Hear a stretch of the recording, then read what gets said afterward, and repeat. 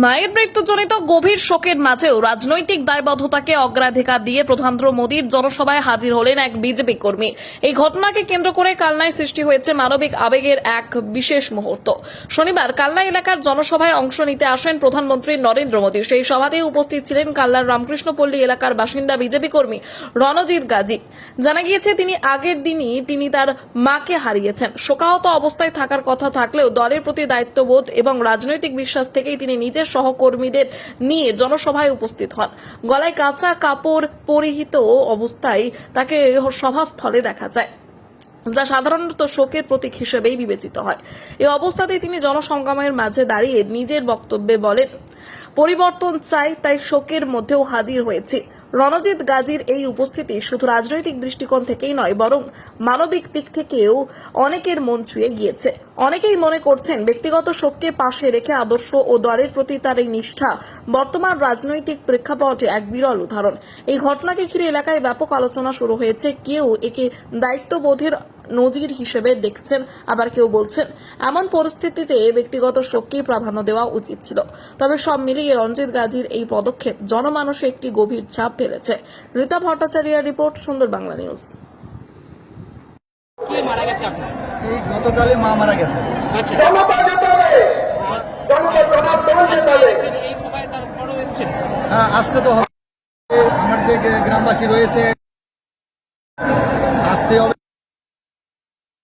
বসে থাকার সময় নাই। এই সরকারকে হবে। এখন বসে থাকা যাবে না। 26-এ আমাদের সরকার গঠন করতে হবে। বসে থাকলে হবে না। এখন বেরিয়ে আসতেছে।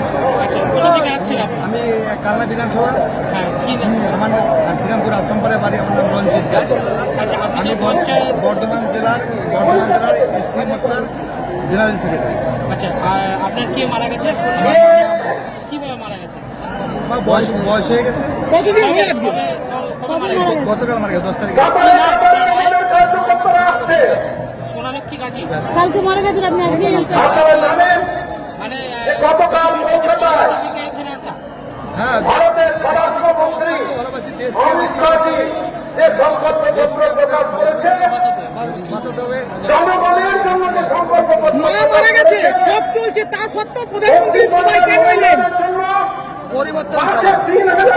আমরা এই দুর্নীতি সরকার দুর্নীতি সরকার পরিবর্তন আনতে চাই, যাতে আমাদের দেশ সোনার বাংলা গড়তে পারে, দেশে উন্নয়ন হয়। এই পঞ্চায়েতের সদস্য একটা সময় কি করেন আপনি, কি করেন? আপনি কি করেন এমনি? ধান চালের বাড়িতে বাড়িতে গেছে।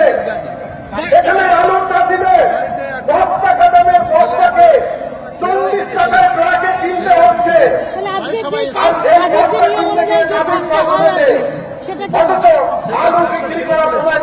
করে এসেছেন।